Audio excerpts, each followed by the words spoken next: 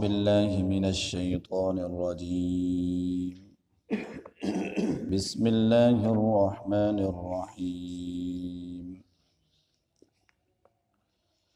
سماعون للکذب اکالون للسحت فإن جاءوک فاحکم بینہم او اعرض عنہم وإن تعرض عنہم فلن يضروک شیئا وإن حكمت فاحكم بينهم بالقسط إن الله يحب المقسطين۔ جاسوسی کرنے والے ہیں، جھوٹ کے لیے خوب کھانے والے ہیں حرام کو، پس اگر وہ آئیں آپ کے پاس تو فیصلہ کیجئے ان کے درمیان، یا منہ موڑ لیجئے ان سے، اور اگر آپ منہ موڑ لیں ان سے تو ہرگز نہ پہنچا سکیں گے آپ کو کچھ بھی، اور اگر آپ فیصلہ کریں تو فیصلہ کیجئے ان میں انصاف کے ساتھ۔ بے شک اللہ تعالیٰ دوست رکھتا ہے انصاف کرنے والوں کو۔ وہ کیسے منصف بناتے ہیں آپ کو حالانکہ ان کے پاس تورات ہیں جس میں موجود ہے حکم اللہ کا، پھر وہ منہ پھیر لیتے ہیں بعد اس کے، اور نہیں ہیں یہ لوگ ماننے والے۔ سورہ مائدہ کی آیت نمبر 42 ہے۔ اس سے پہلے آیت کریمہ میں اللہ رب العزت نے منافقین اور یہود کے بارے میں نبی اکرم صلی اللہ علیہ وسلم کو متوجہ فرمایا کہ یہ جاسوسی کرتے ہیں، آپ کی صحبت میں بیٹھتے ہیں اور تاثر یہ دیتے ہیں کہ جی ہم آپ کے ہیں،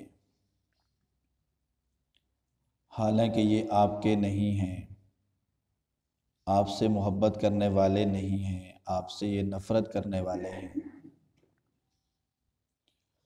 اور ان کے مقاصد یہ ہیں کہ یہ جاسوسی کرتے ہیں، اور جاسوسی کر کے آپ کی جو خفیہ باتیں ہیں اور خفیہ جو میٹنگ ہوتی ہے اس کو یہ اپنے چیلوں کے پاس لے کر جاتے ہیں، اپنے حواریوں کے پاس لے کر جاتے ہیں، اور پھر یہ آپ کو نقصان پہنچانے کی کوشش کرتے ہیں۔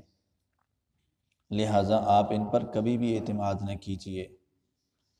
ان کے قول و فعل میں تضاد ہے، یہ زبانوں سے کچھ کہتے ہیں اور دل کے اندر کچھ رکھتے ہیں۔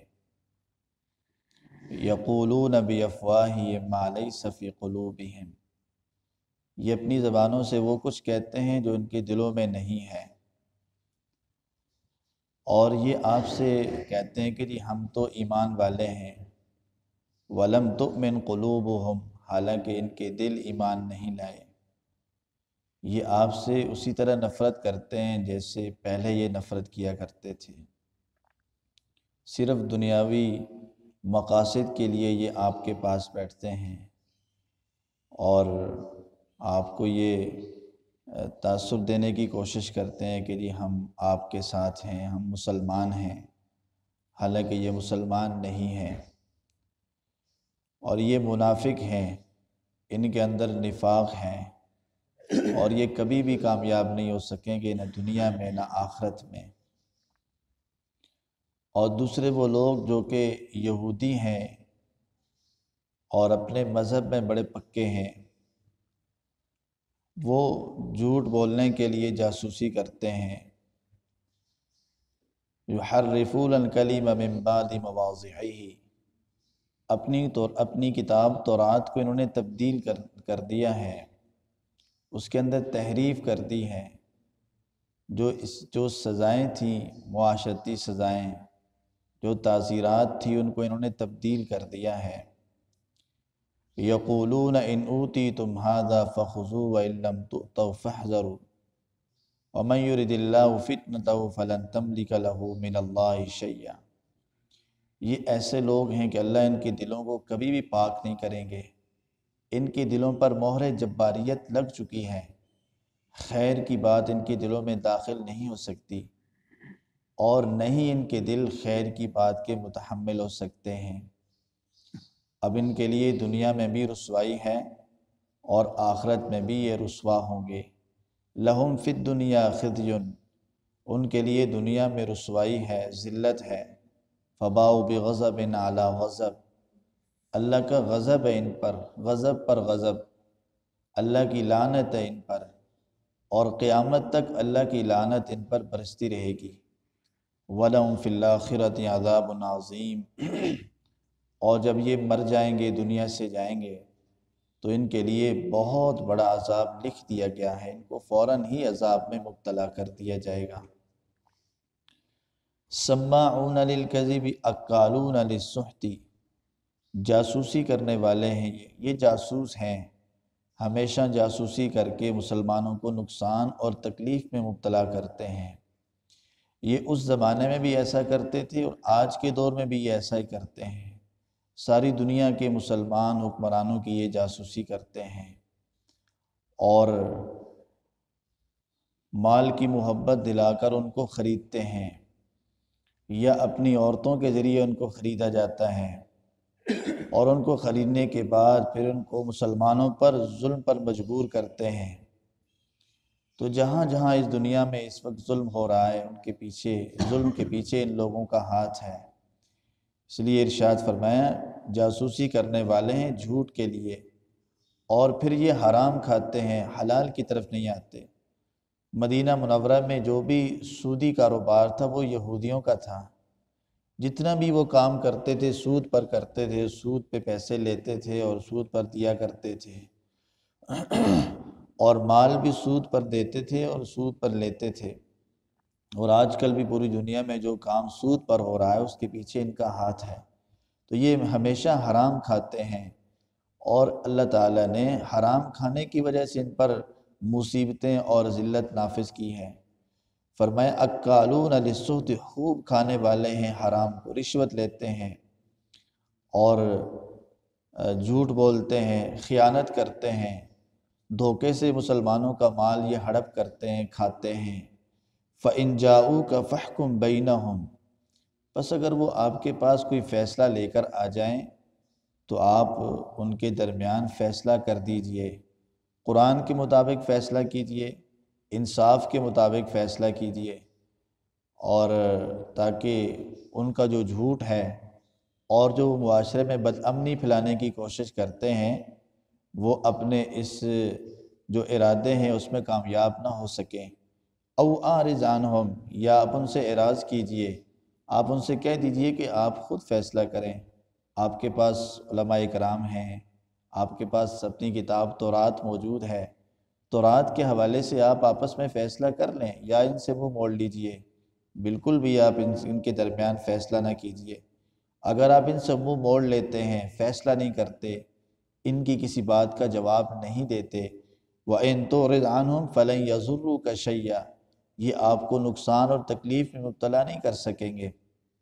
ان کے اندر اتنی ہمت اور طاقت نہیں ہے کہ یہ آپ کو تکلیف میں مبتلا کر سکیں، چونکہ یہ مال سے محبت کرتے ہیں، دنیا سے محبت کرتے ہیں، اور جس کے دل میں مال اور دنیا کی محبت ہوتی ہے وہ بزدل ہو جاتا ہے اور وہ بخیل ہو جاتا ہے، اور یہ بخل میں حد درجہ آگے جو نا بڑھے ہوئے ہیں۔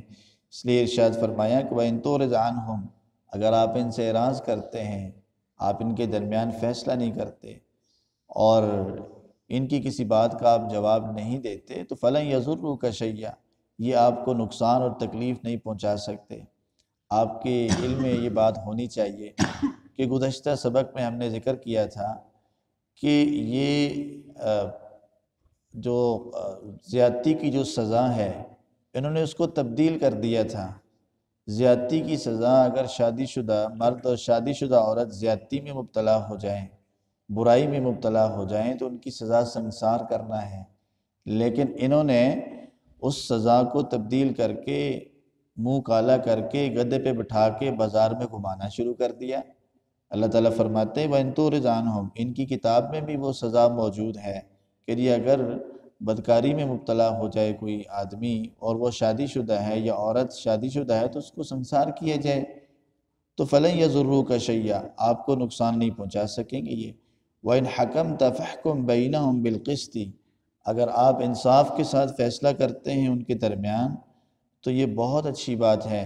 ان اللہ یحب المقسطین، اللہ تعالیٰ پسند کرتے ہیں انصاف کرنے والوں کو۔ انصاف کو اللہ پسند کرتے ہیں، اور جس معاشرے میں انصاف ہوتا ہے اس معاشرے کو بھی اللہ تعالیٰ پسند کرتے ہیں۔ اس معاشرے پر اللہ تعالیٰ کی رحمتیں اور برکتیں نازل ہوتی ہیں۔ جس گھر میں جس علاقے میں انصاف ہوتا ہے اس علاقے پر اللہ کی رحمتیں نازل ہوتی ہیں۔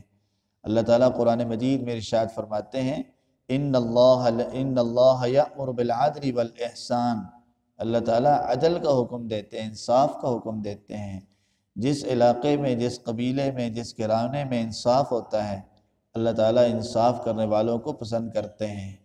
انصاف کا معنی برابری نہیں، بلکہ انصاف کا معنی یہ ہے کہ ہر ایک کو اس کا حق دیا جائے، کہ اولاد کے جتنے حق بنتے ہیں، جیسے بیٹے کے 2 حق بنتے ہیں اس کو 2 دیے جائیں، اور بیٹی کا 1 حق بنتا ہے اس کو 1 حق دیا جائے۔ جس کے جتنے حق بنتے ہیں ان کو ان کے حقوق حوالے کر دیے جائیں، اس کو انصاف کہا جاتا ہے۔ نبی اکرم صلی اللہ علیہ وسلم نے ارشاد فرمایا قیامت کے دن 7 آدمی عرش عظیم کے سائے میں ہوں گے، ان میں ایک وہ بھی شخص ہوگا کہ جو عدل کرتا ہے، عادل حکمران اپنی رعایا پر عدل کرتا ہے، انصاف کرتا ہے، عادل شخص جو کہ اپنی اولاد کے درمیان انصاف کرتا ہے، عادل سردار جو اپنے قبیلے میں اپنی سوسائٹی میں انصاف قائم کرنے کی کوشش کرتا ہے۔ اللہ تعالیٰ انصاف کو پسند کرتے ہیں۔ جس معاشرے میں جس علاقے میں جس ملک میں جس ریاست میں انصاف ہوتا ہے وہاں اللہ کی طرف سے برکتیں نازل ہوتی ہیں، وہاں کبھی بھی فقر و فاقہ اور مفلسی نہیں آ سکتی۔ میں ایک مثال سے آپ کو بات سمجھاؤں گا کہ صحابہ اکرام رضوان اللہ تعالیٰ علیہ مجمعین کے زمانے میں انصاف قائم تھا، اور انصاف کی برکت سے وہاں مفلسی اور غربت ختم ہو چکی تھی۔ ایک زمانہ وہ تھا کہ حضرت ابو ہریرہ رضی اللہ تعالیٰ عنہ فرماتے ہیں کہ ہم جب صفہ میں پڑھتے تھے تو بھوک کی نڈالی کی وجہ سے گر جایا کرتے تھے۔ لوگ آتے اور ہماری گردن پر پاؤں رکھتے اور یہ کہتے کہ ابو ہریرہ کو مرگی کا دورہ پڑ گیا ہے۔ حالانکہ مرگی کا دورہ نہیں تھا بلکہ وہ بھوک کی وجہ سے نڈالی تھی۔ اور ایک وقت وہ آیا کہ انصاف کی برکت سے اللہ تعالیٰ نے مال غنیمت ہمیں دیا اور مسلمان امیر ہو گئے، فقر و فاقے سے نکل آئے، تو ہم کتان کے کپڑے سے اپنی ناک صاف کیا کرتے تھے۔ ایک وہ زمانہ بھی تھا، اور مسجد نبوی شریف میں مال غنیمت کے ڈھیر لگ چکے تھے، اور صحابہ اکرام کے اندر وافر مقدار میں یہ مال تقسیم کیا جاتا تھا، اور غربت ختم ہو چکی تھی۔ اور ایک زمانہ وہ آئے گا جب حضرت عیسیٰ علیہ السلام اس دنیا میں آسمان سے اتر کر انصاف قائم کریں گے، اور لوگ غنی ہو جائیں گے، فقر ختم ہو جائے گا، لوگ اپنے مال کی زکوٰۃ اور صدقات کے لیے غریب کو تلاش کریں گے، لیکن انہیں معاشرے میں کوئی غریب نہیں ملے گا۔ یہ سب انصاف کی برکات ہوں گی۔ اللہ تعالیٰ فرماتے ہیں وَإِنْ حَكَمْتَ فَاحْكُمْ بَيْنَهُمْ بِالْقِسْطِ، اگر آپ انصاف کرتے ہیں، اگر آپ فیصلہ کرتے ہیں تو ان کے درمیان انصاف کے ساتھ فیصلہ کیجئے۔ ان اللہ یحب المقسطین، اللہ تعالیٰ انصاف کرنے والوں کو پسند کرتے ہیں۔ اللہ قیامت کے دن انصاف کا ترازو قائم فرمائیں گے۔ وَنَضَعُ الْمَوَازِينَ الْقِسْطَ لِيَوْمِ الْقِيَامَةِ فَلَا تُظْلَمُ نَفْسٌ شَيْئًا، اللہ کسی انسان پر ظلم اور زیادتی نہیں کریں گے۔ ایک جگہ ارشاد فرمایا وَلَا يُظْلَمُونَ نَقِيرًا، اللہ ایک نقیر کے برابر بھی کسی پر ظلم اور زیادتی نہیں کریں گے، ایک نقطے کے برابر، سوراخ کے برابر بھی کسی پر، معمولی سے سوراخ جو اس کے برابر بھی کسی پر ظلم اور زیادتی نہیں کریں گے۔ وَكَيْفَ يُحَكِّمُونَكَ، کیسے آپ فیصلہ کریں گے ان کے درمیان، حالانکہ ان کے پاس تو تورات بھی ہے۔ جو احکامات آپ لوگوں کو دے رہے ہیں وہی احکامات تو ہم نے تورات میں نازل کیے ہیں، کہ ہاتھ کے بدلے ہاتھ کاٹنا، اور کان کے بدلے کان کاٹنا، اور قتل کے بدلے قتل، یہ سب چیزیں ہم نے تورات میں نازل کی ہیں۔ اور اگر کوئی بدکاری میں مبتلا ہوتا ہے تو اس کی سزائیں بھی ہم نے تورات میں نازل کی ہیں، تو ان کے پاس تورات موجود ہے۔ وہ اپنی تورات کے مطابق اپنے درمیان فیصلہ کر لیں۔ کیسے آپ فیصلہ کریں گے ان کے درمیان؟ حالانکہ ان کے پاس تورات بھی ہے، فیہا حکم اللہ، اس میں اللہ کے احکامات موجود ہیں، اللہ تعالیٰ نے ان کو بھی اسی طرح کے احکامات دیے تھے۔ ثم یتولون من بعد ذالک، پھر انہوں نے منہ پھیر لیے اس کے ان احکامات سے منہ پھیر لیے، کتاب کے اندر تبدیلی کی، تحریف کی، اور اپنی مرضی کی باتیں کتابوں کے اندر شامل کر دیں۔ وما اولئک بالمؤمنین، اور یہ لوگ ماننے والے نہیں ہیں، یہ اس طرف آنے والے نہیں، کبھی بات نہیں مانیں گے کہ ان کی کتاب تورات کے اندر اس طرح کے احکامات موجود ہیں۔ عبداللہ ابن سوریہ نے جب اپنا مدعا پیش کیا کہ جی ہماری کتاب میں تو یہی سزا ہے کہ منہ کالا کر کے گدھے پر بٹھا کے محلے میں، علاقے میں گھما پھرا کے بس اس کو گھر واپس بھیج دیا جائے، یہی سزا ہے۔ عبداللہ ابن سلام رضی اللہ تعالیٰ عنہ نے نبی اکرم صلی اللہ علیہ وسلم سے فرمایا کہ اللہ کے رسول، یہ اللہ کا دشمن ہے، یہ جھوٹ بولتا ہے، ہماری تورات میں اسی طرح کے احکامات ہیں جس طرح کے احکامات قرآن مجید میں ہیں۔ تو یہودیوں کی یہ عادت رہی ہے کہ انہوں نے اپنی کتابوں کے اندر حضرت موسیٰ علیہ السلام کے زمانے سے ہی تبدیلی شروع کر دی تھی، اور حضرت موسیٰ علیہ السلام کی جب کوئی بات لے کر آتے تو وہ ان الفاظ کے ساتھ کہا کرتے تھے کہ ہم نے سن لیا اور ہم نے نافرمانی کی، تو نافرمانی کا مادہ ان کے اندر ابتدا سے ہی موجود تھا، اس لیے وہ نبی کریم صلی اللہ علیہ وسلم کی بات ماننے کے لیے بالکل بھی تیار نہیں تھے۔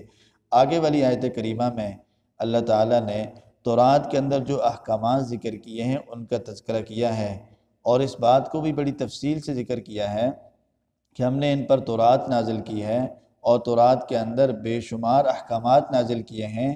انہوں نے کتاب کے اندر تحریف کی، اور تھوڑے پیسوں کے بدلے انہوں نے احکامات کو تبدیل کر لیا۔ انشاءاللہ وہ کل پڑھیں گے۔ اللہ تعالیٰ سے دعا ہے ہم سب کو عمل کرنے کی توفیق نصیب فرمائے۔ الحمدللہ رب العالمین، الصلاۃ والسلام علی اشرف الانبیاء والمرسلین وعلی آلہ وصحبہ اجمعین۔ اللہم ربنا آتنا فی الدنیا حسنہ وفی الآخرۃ حسنہ وقنا عذاب النار۔ اللہم اصلح لنا شأننا کلہ، اللہم الف بین قلوبنا واصلح ذات بیننا واہدنا سبل السلام ونجنا من الظلمات إلی النور وجنبنا الفواحش ما ظہر منها وما بطن۔ اللہم بارک لنا فی اسماعنا وابصارنا وقلوبنا وازواجنا وذریاتنا وتب علینا انک انت التواب الرحیم۔ اللہم انا نسألک من فجاءۃ الخیر ونعوذ بک من فجاءۃ الشر۔ اللہم انا نسألک من کل خیر خزائنہ بیدک واسألک من الخیر الذی هو بیدک کلہ۔ یا اللہ ہمارا یہاں بیٹھنا قبول و منظور فرما لیجئے، یا اللہ ہمیں اس پر عمل کرنے کی توفیق نصیب فرما دیجئے۔ جتنے مسلمان پریشان حال ہیں یا اللہ ان کی پریشانیوں کو دور فرما دیجئے، یا اللہ ان کی مشکلیں آسان اور حل فرما دیجئے۔ یا اللہ شریروں کی شرارتوں سے، حاسدین کے حسد سے، ہر قسم کے فتنے سے، بری نظروں سے، جادوگروں کی جادوگری سے ہم سب کی، ہمارے بچوں کی، ہمارے مالوں کی، ہمارے ایمان کی حفاظت فرما دیجئے۔ یا